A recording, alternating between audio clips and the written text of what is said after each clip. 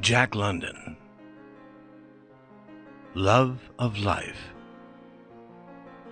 The two men moved painfully down the bank and fell among the rocks that were scattered everywhere. They were tired and weak. Their faces showed the patient appearance that results from difficulty long endured. They were heavily burdened with blanket packs which were tied to their shoulders. Each man carried a gun. They walked in a leaning position, the shoulders forward, the head farther forward, the eyes fixed upon the ground. "I wish we had a couple of those cartridges that are lying in our cache," said the second man. His voice was completely without expression. And the first man, walking into the milky stream that flowed over the rocks, made no reply. The other man followed at his heels. They did not remove their shoes, although the water was icy cold. It was so cold that their feet soon were without feeling. In places the water dashed against their knees, and both men found it difficult to remain standing. The man who followed slipped upon a smooth rock and nearly fell. He recovered his footing with great effort, at the same time uttering a sharp cry of pain. He seemed faint and stretched one hand forward, seeking support against the air. When he had steadied himself, he stepped forward, but he slipped again and nearly fell. Then he stood still and looked at the other man, who had never turned his head. The man stood still for fully a minute, as if he were deciding something. Then he called out, I say, Bill, I hurt my foot." Bill struggled ahead through the milky water. He did not look around. The man watched him go, and although his face lacked expression as before, his eyes had the look of a wounded animal. The other man climbed the farther bank of the stream and continued straight ahead, without looking back. The man in the stream watched him.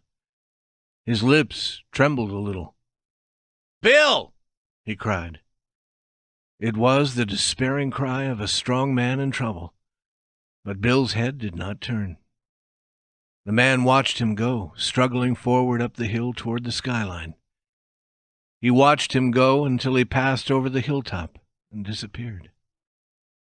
Then he turned his gaze and slowly examined the circle of the world that remained to him, now that Bill was gone. The sun was low in the sky, almost hidden by a cover of clouds. The man looked at his watch while supporting his weight on one leg. It was 4 o'clock in the afternoon. The season was near the end of July or the 1st of August. He did not know the exact date within a week or two, but that was enough to know that the sun marked the northwest. He looked to the south and decided that somewhere beyond those hills lay the Great Bear Lake. Also, he knew that behind the same hills, the Arctic Circle cut its way across the plains of northern Canada, called the Barrens. This stream in which he stood flowed into the Coppermine River, which in turn flowed north and emptied into the Arctic Ocean. He had never been there, but he had seen it once on a map. Again his gaze completed the circle of the world about him. It was not a cheerful sight. Everywhere was soft skyline. The hills were all low-lying. There were no trees, no grasses. There was nothing but a vast emptiness that brought fear into his eyes. "Bill!" he whispered once and twice. "Bill!" He stood trembling in the milky water, feeling the vastness pressing in upon him with great force. He began to shake as with a disease, until the gun falling from his hand into the stream brought him back to reality. He fought with his fear and regained his self-control. He recovered the gun from the water. He pushed his pack more toward his left shoulder. This helped to take a portion of its weight off the foot he had hurt. Then he proceeded slowly and carefully, in great pain, to the bank of the stream. He did not stop. With a worry that was madness, unmindful of the pain, he hurried up the hill to the top, over which his companion had disappeared.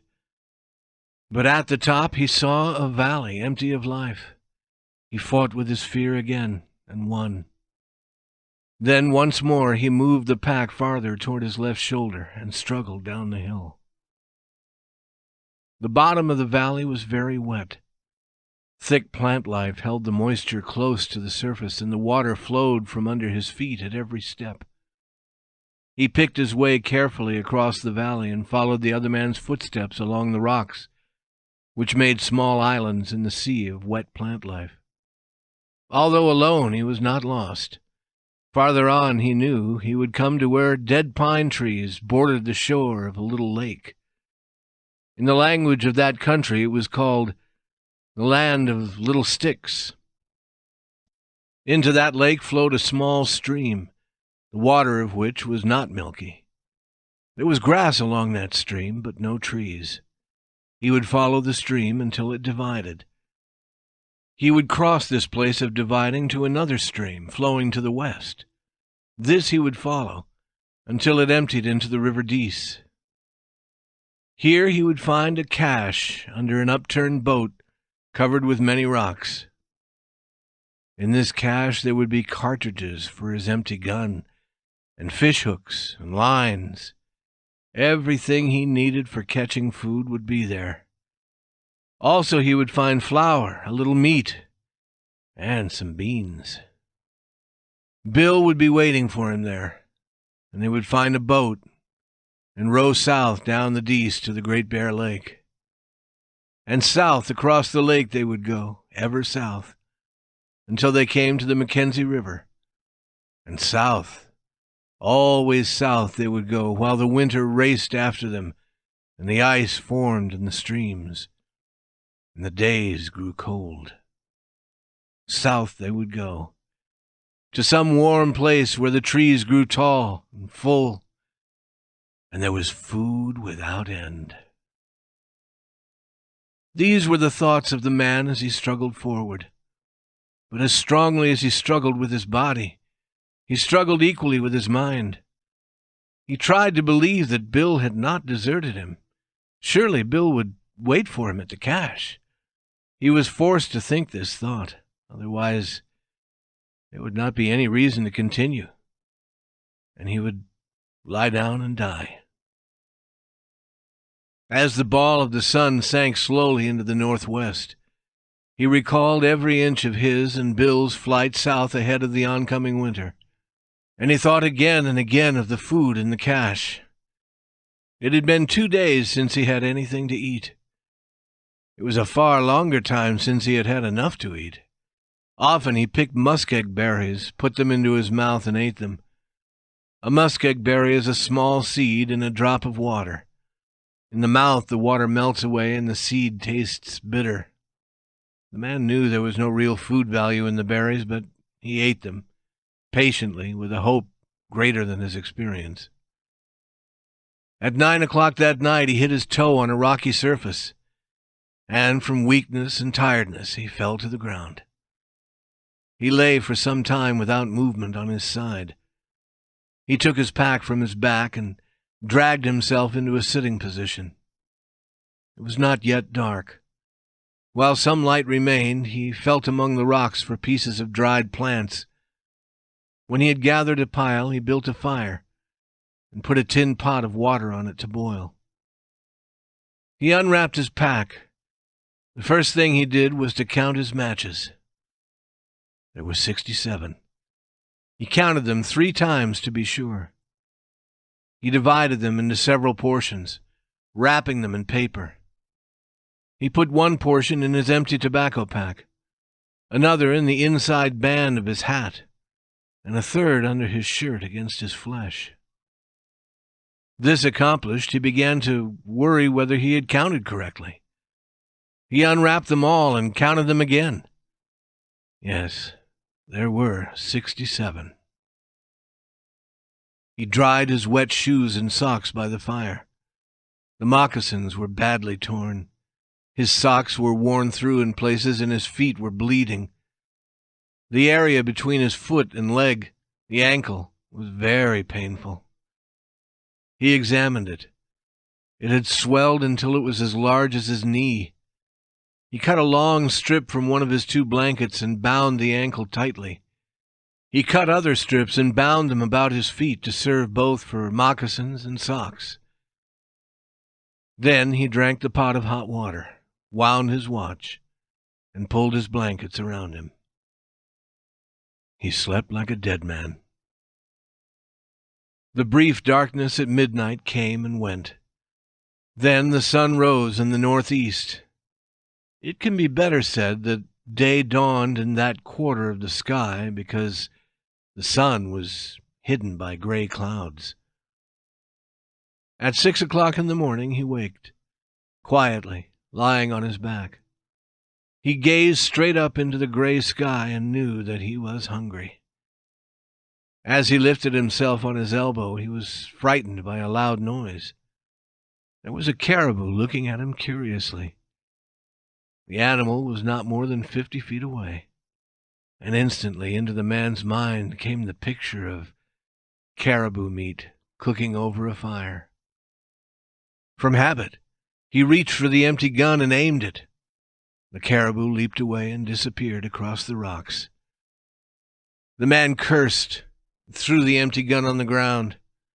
He uttered a cry of pain as he started to drag himself to his feet. It was a slow task. When he finally stood on his feet, he needed another minute or 2 to straighten himself, so that he could stand as a man should stand. He climbed a small hill and looked about. There were no trees, no bushes. There was nothing but grassy, gray plants and some gray rocks and gray streams. The sky was gray. There was no sun or promise of sun. He had no idea where north was, and he had forgotten how he had come to this spot the night before. But he was not lost, he knew that. Soon he would come to the land of the little sticks. He felt that it lay to the left somewhere, not far. Possibly it was over the next low hill. He returned to prepare his pack for traveling. He assured himself of the existence of his 3 separate portions of matches, although he did not stop to count them. But he did pause, trying to decide what to do about a bag made from moose skin. It was not large. It could be covered by his 2 hands. But he knew it weighed 15 pounds, as much as all the rest of the pack. This worried him. He finally set it to one side and proceeded to roll the pack. He paused again to gaze at the moose-skin bag. He picked it up quickly, with a quick glance around him. It was as if he thought the cruel wasteland was trying to steal it. When he rose to his feet, the bag was included in the pack on his back. He started walking to the left, stopping now and again to eat muskeg berries. His ankle had stiffened, but the pain of it was nothing compared with the pain of his stomach. His hunger was so great he could not keep his mind steady on the course he had to follow to arrive at the land of the little sticks. The berries did not help his hunger. Their bitter taste only made his tongue and mouth sore. He came to a valley where some birds rose from the rocky places. "Cur, cur, cur," was the sound of their cry. He threw stones at them, but could not hit them. He placed his pack on the ground and followed them as a cat advances on a bird. The sharp rocks cut through his trousers until his knees left a trail of blood. But the hurt was lost in the pain of his hunger. He moved his body through the wet plants, becoming wet and cold in the process. But he did not notice this, so great was his desire for food. Always the birds rose before him. Their cry of "Cur, cur, cur" sounded as if they were laughing at him. He cursed them and cried aloud at them with their own cry. Once he came upon one that must have been asleep. He did not see it until it flew up in his face from behind some rocks. He grasped the air as suddenly as the rise of the bird, and there remained in his hand 3 tail feathers. As he watched its flight, he hated it. He felt that it had done him some great wrong. Then he returned to where he had left his pack and lifted it again to his back. As the day continued, he came into valleys where game was more plentiful. 20 or more caribou passed by, within easy shooting distance of a gun. He felt a wild desire to run after them, certain that he could catch them. A small black animal came toward him, carrying a bird in his mouth. The man shouted. It was a fearful cry, but the animal, leaping away in fright, did not drop the bird. Late in the afternoon, he followed a stream which flowed through some thick grass. He grasped these grasses firmly near the root and pulled up what looked like a vegetable. It was round and white. Eagerly he sank his teeth into it. It was tender on the outside and gave the promise of food, but its inside was hard and stringy, and like the berries, it had no food value. Nevertheless, he threw off his pack and went among the grasses on his hands and knees, eating the grass like a cow. He was very tired and often wished to rest, to lie down and to sleep. But he was led on, not so much by his desire to find the land of the little sticks, as by his hunger. He looked into every pool of water, searching without success for things to eat. Then, as the night darkened, he discovered a single small fish in one of these pools. He plunged his whole arm in, but the fish escaped his grasp. He reached for it with both hands and stirred the mud at the bottom of the pool. During his excitement, he fell in, getting wet as high as his shoulders. Then the water was too cloudy with mud to allow him to see the fish. He was forced to wait until the mud had again settled to the bottom. Then he tried again, until the water was again filled with mud, but he could not wait. He took a tin container from his pack and began to empty the water from the pool. He threw it out wildly at first, and so short a distance that it flowed into the pool again. He worked more carefully, trying to be calm, but his heart was pounding and his hands were trembling. At the end of a half an hour, the pool was nearly dry. Not a cupful of water remained. And there was no fish. Then he discovered a narrow opening among the stones through which it had escaped into a larger pool, a pool which he could not empty in a night and a day. If he had known of the opening, he could have closed it with a rock before he began, and the fish would have been his. Thus he thought, and he sank down upon the wet earth. At first he cried softly to himself, and then he cried loudly to the uncaring wasteland around him. He built a fire and warmed himself by drinking hot water. Then he built a camp on the rocks as he had done the night before. The last things he did were to be certain that his matches were dry and to wind his watch. The blankets were wet. His ankle pained him, but he knew only that he was hungry. Through his restless sleep he dreamed of feasts and food, served in all imaginable manners. When he awakened, he was cold and sick. There was no sun. The gray of the earth and sky had become deeper. A cold wind was blowing, and snow was whitening the hilltops. The air about him grew white with snow as he made a fire and boiled more water. But it was wet snow, half rain. At first it melted as soon as it hit the earth, but it continued falling, covering the ground and destroying his fire. This was a signal for him to put his pack on his back and struggle forward. He knew not where. He was not concerned with the land of the little sticks, nor with Bill and the cache under the upturned boat by the River Dease. He was mad because of hunger. He did not notice the course he followed, except that it led him through the bottoms of the valleys.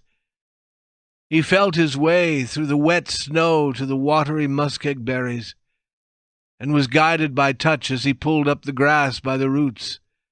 But it had no taste, and did not satisfy his hunger. He had no fire that night, nor hot water.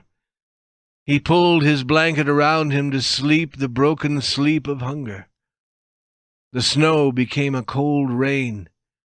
He awakened many times to feel it falling on his upturned face. Day came. It was a gray day with no sun. It had ceased raining. The sharpness of his hunger had departed. There was a dull pain in his stomach, but it did not trouble him so much. He was more in control of himself, and once again he was interested in the land of little sticks and the cache by the River Dease. He cut the remains of one of his blankets into strips and bound his bleeding feet. He used one of the strips on his swelled ankle and prepared himself for a day of travel. When he was ready to pick up his pack, he paused long before deciding to keep the moose skin bag. But when he departed, it went with him. The snow had melted under the rain, and only the hilltops showed white. The sun appeared, and he succeeded in locating the way he had been traveling. But now he knew that he was lost. Perhaps he had wandered too far to the left. He now turned to the right to return to his true course. Although the hunger pains were not as great as they had been, he realized that he was weak. He was forced to pause for frequent rests. At those times, he ate the muskeg berries and grasses. His tongue felt dry and large, and it tasted bitter in his mouth. His heart troubled him very much. When he had traveled a few minutes, it would begin pounding. Then it would leap in a series of beats that made him feel faint.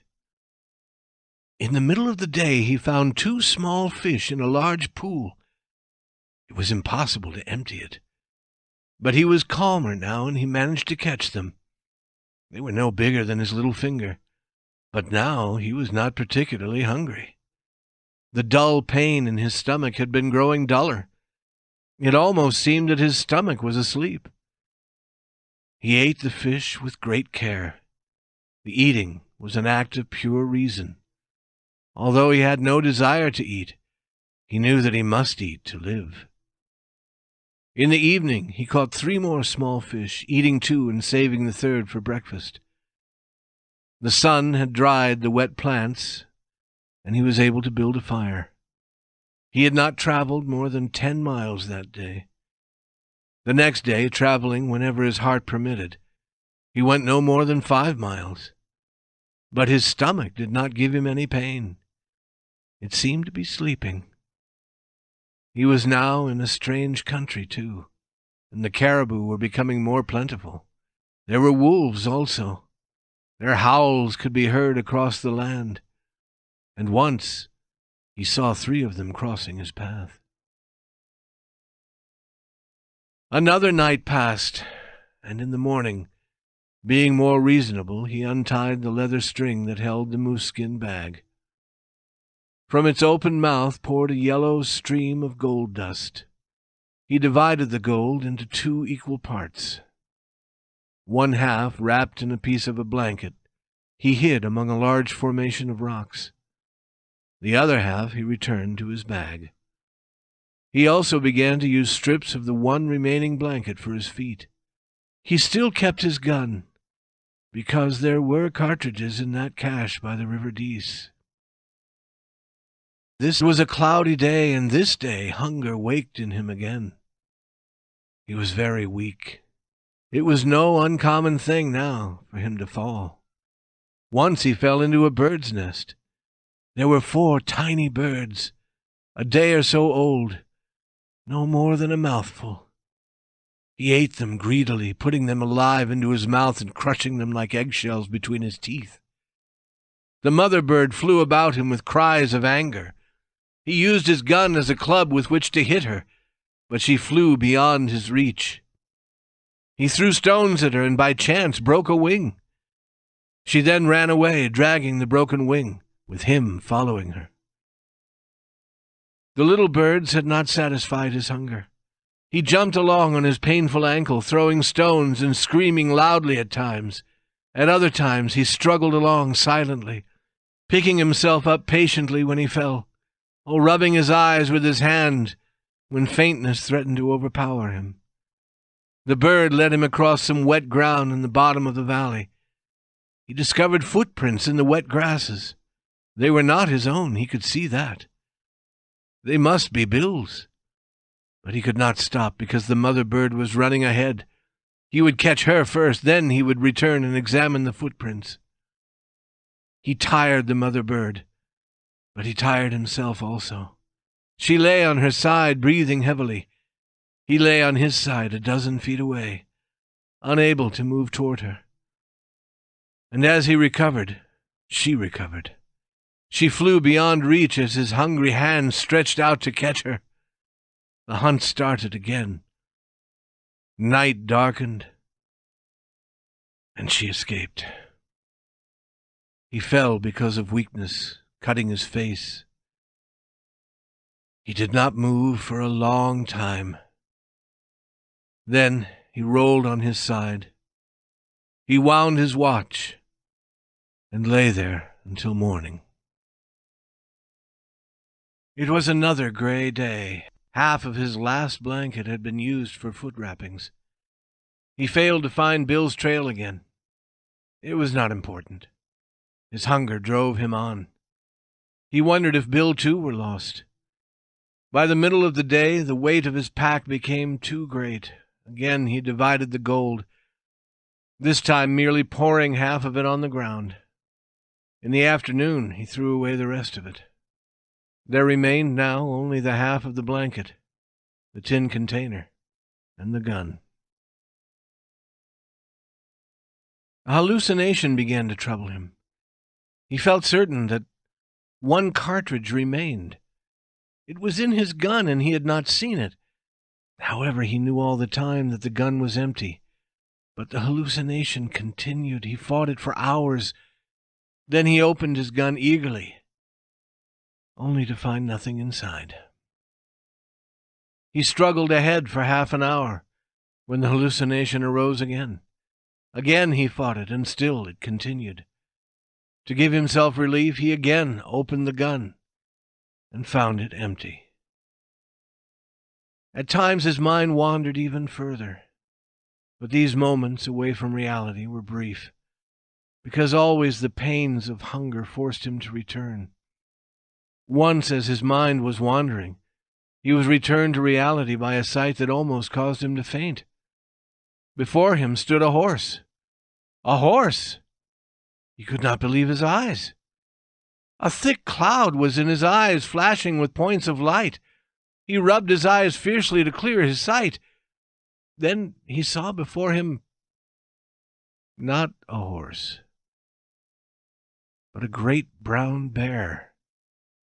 The animal was studying him with curiosity.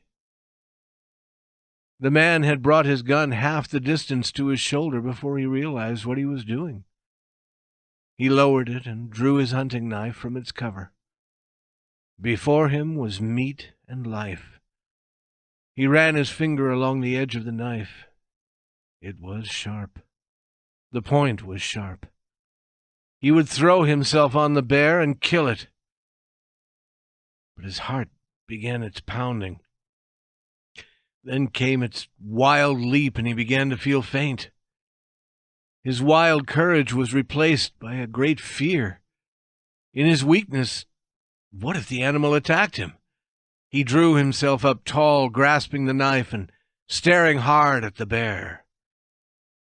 The bear advanced a couple of steps and stood up, If the man ran, the bear would run after him.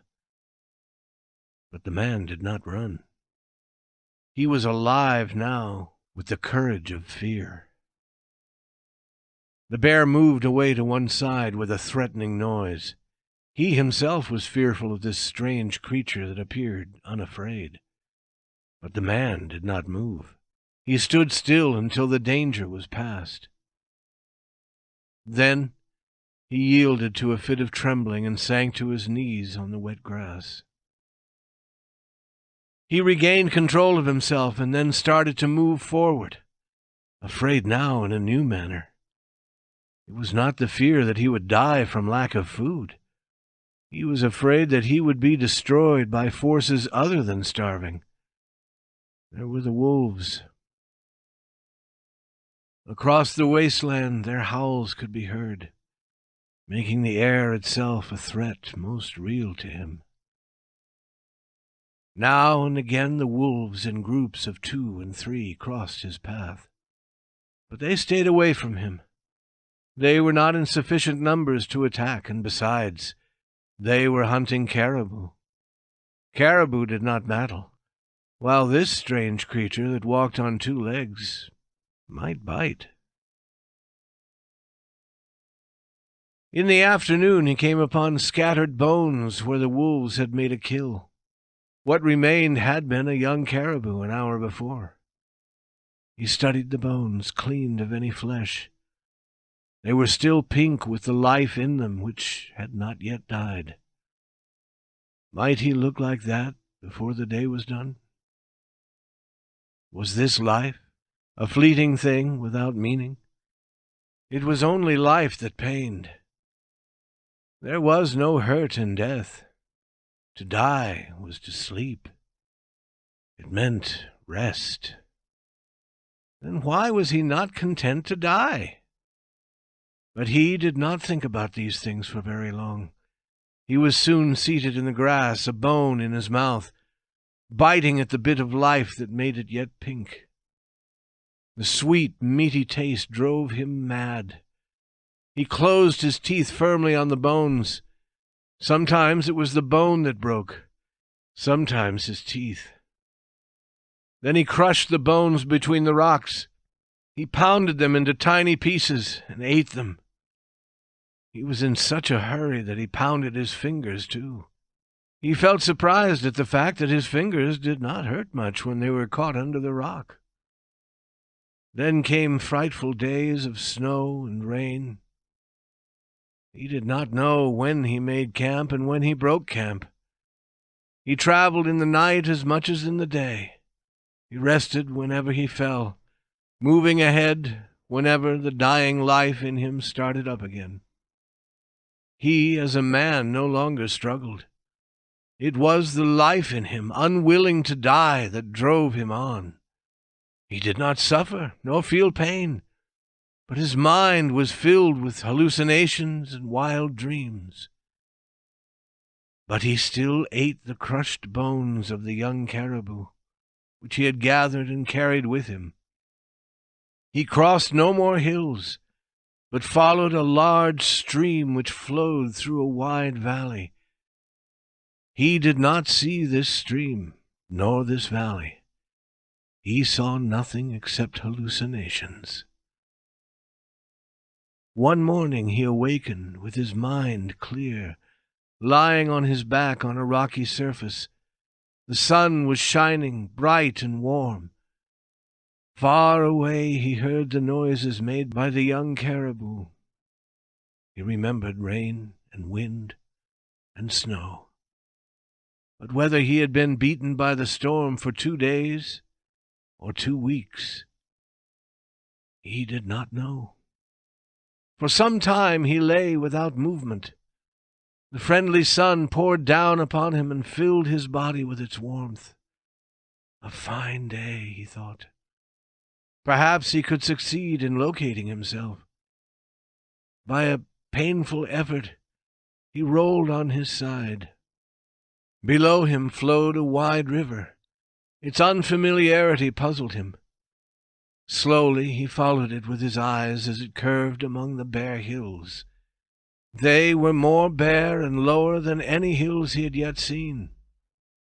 Slowly, without excitement, he followed the course of the strange stream toward the skyline, and saw that it emptied into a bright and shining sea. He was still unexcited. Most unusual, he thought. It was probably a trick of his mind. He was certain of this when he also saw a ship floating in the shining sea. He closed his eyes for a while, then opened them. It was strange how the sight continued, yet it was not strange. He knew there were no seas or ships in the middle of this land, as he had known there was no cartridge in the empty gun. He heard a noise behind him. It seemed like the dry sound that comes from the throat when air is forced out in a cough. Very slowly, because of his weakness and stiffness, he rolled to his other side. He could see nothing near, but he waited patiently.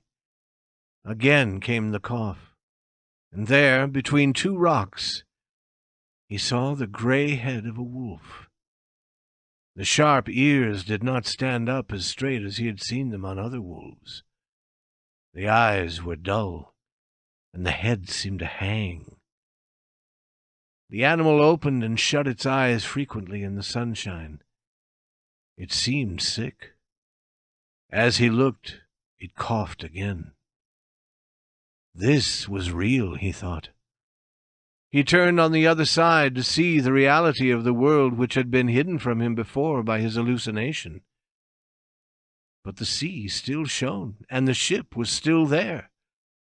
Was it reality? He closed his eyes for a long while and thought. And then he remembered. He had been traveling north by east, away from the Dease Divide and into the Coppermine Valley. This wide river was the Coppermine.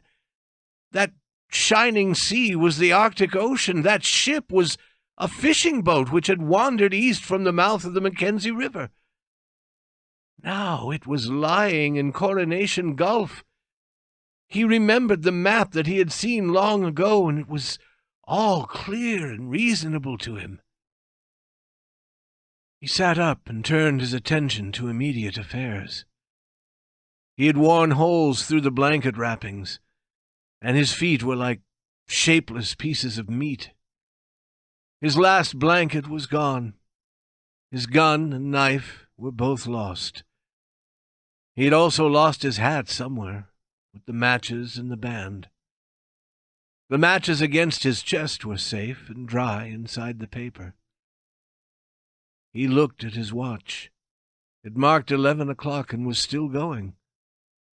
This proved that he had kept it wound. He was calm.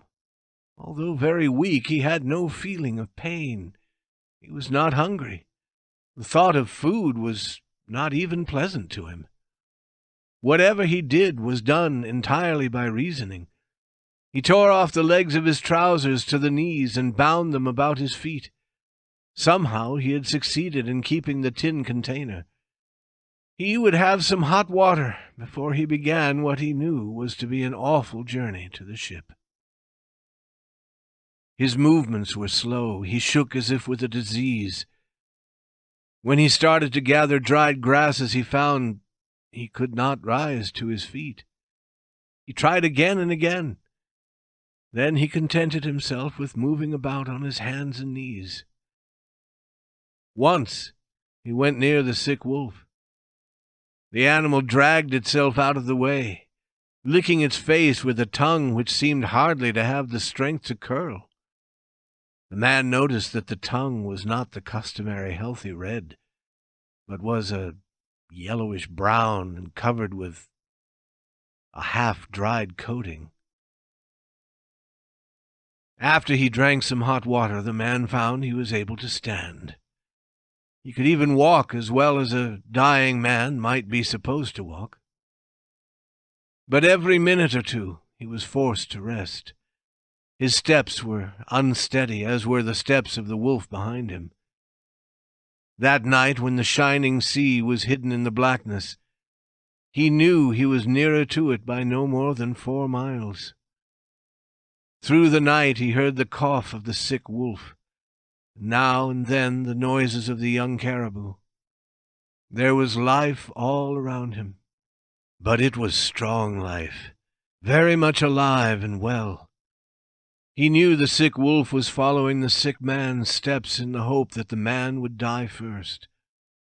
In the morning, when he opened his eyes, he saw it looking at him with a hungry stare. It stood with its tail between its legs like an unhappy dog. The sun rose brightly, and all morning the man headed toward the ship on the shining sea. The weather was perfect.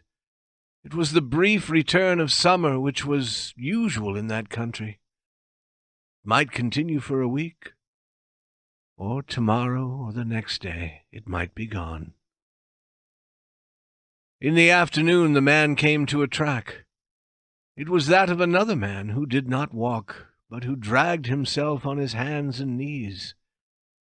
The man thought it might be Bill, but he thought about it without any interest.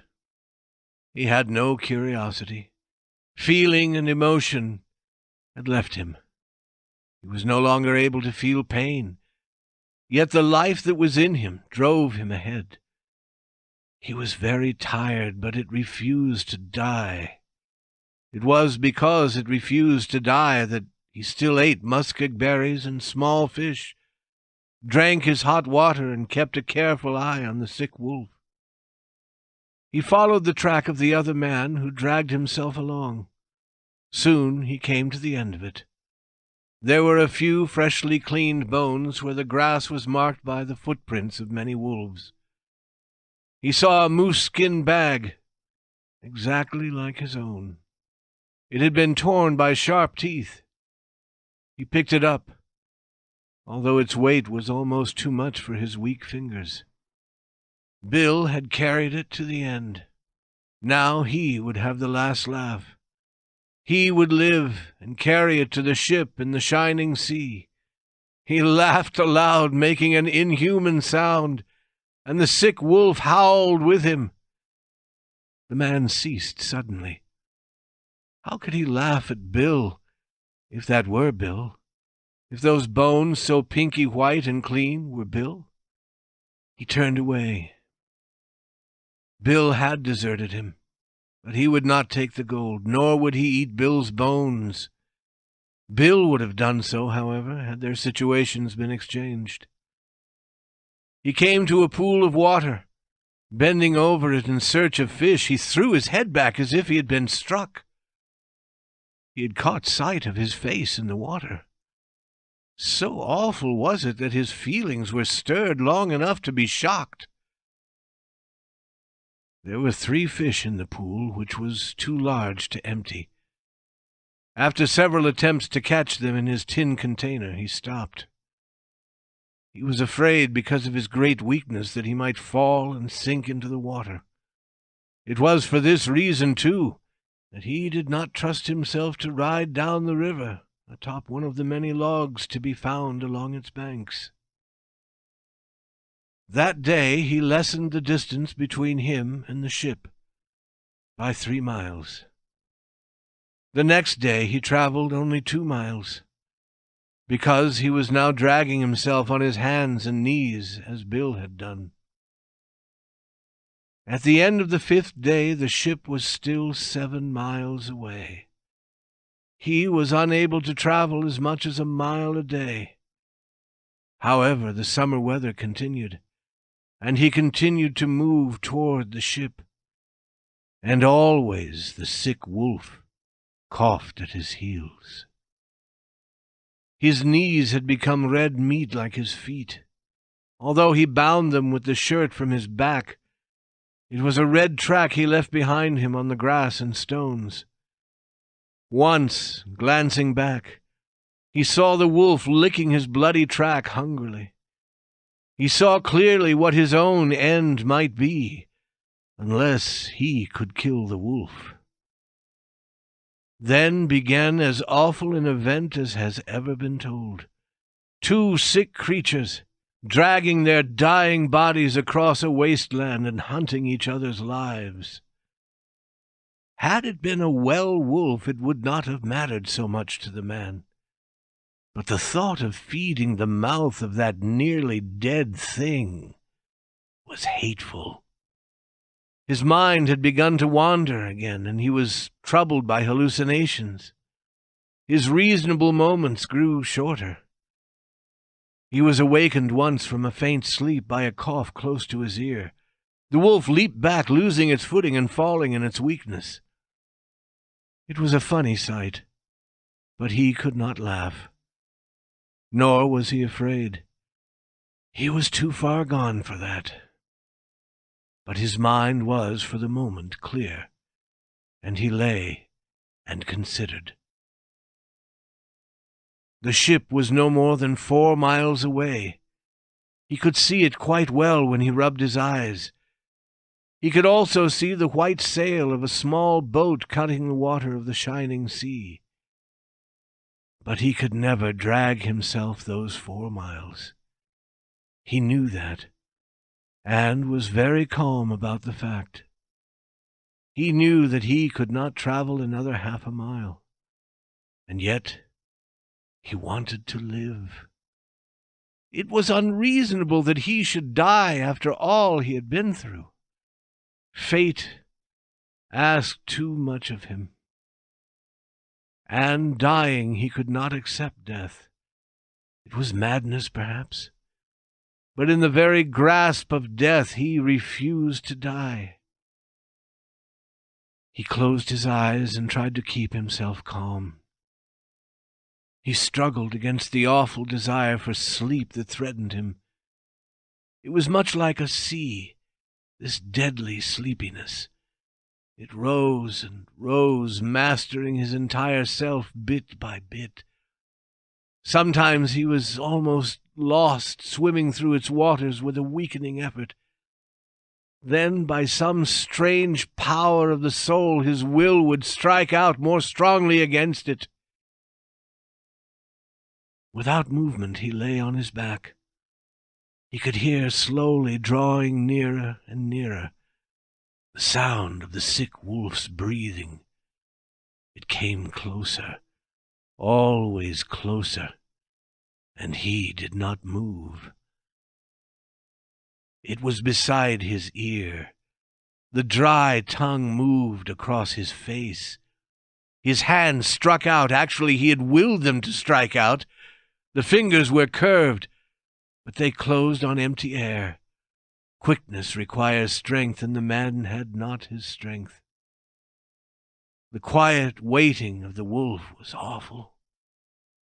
The man's waiting was no less awful. For 1/2 a day he lay without motion, fighting off sleep. He waited for the thing that was to feed upon him, and upon which he wished to feed. Sometimes the sea of sleep rose over him, and he dreamed long dreams. But always through it all, waking and dreaming, he waited for the noisy breath and the feel of the tongue. This time he did not hear the breath. He slipped slowly from some dream to feel the tongue along his hand. He waited.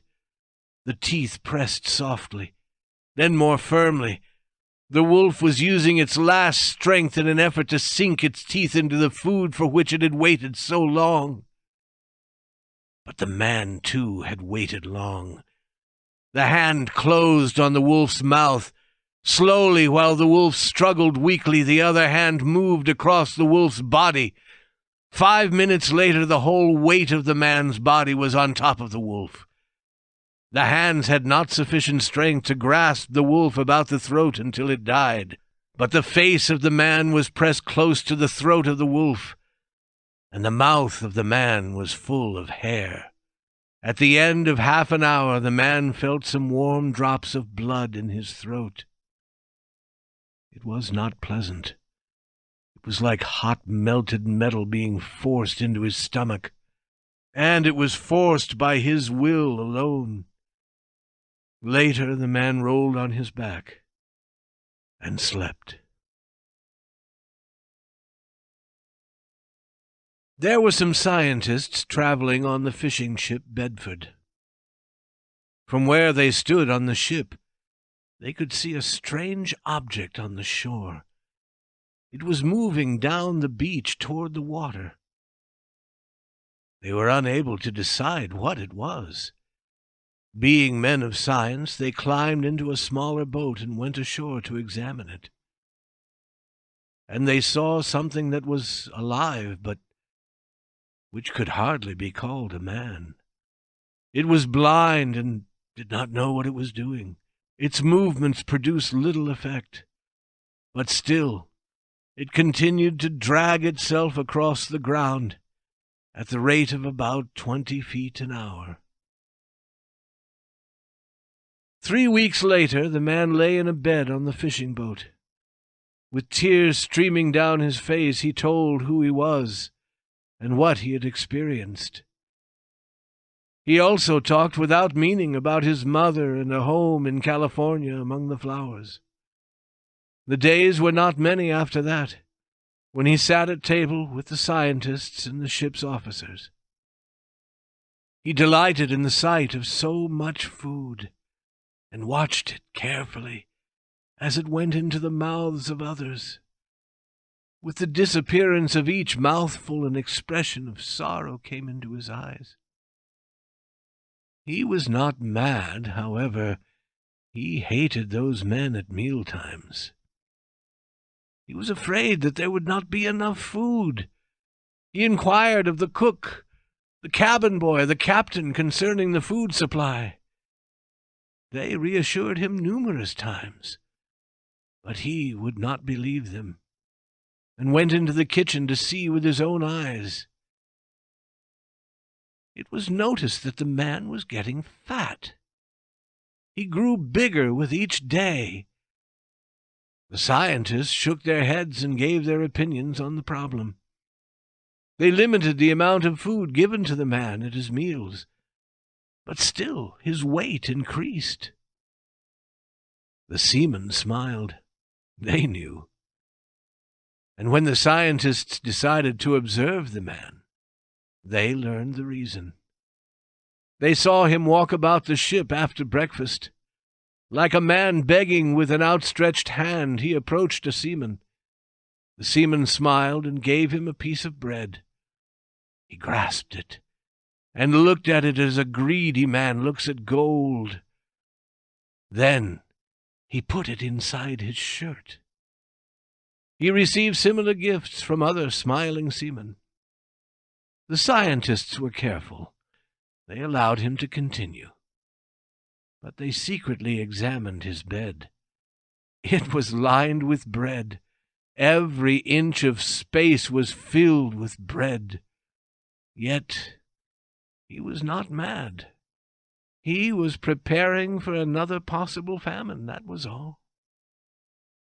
He would recover from it, the scientists said. And he did, even before the Bedford sailed into San Francisco Bay.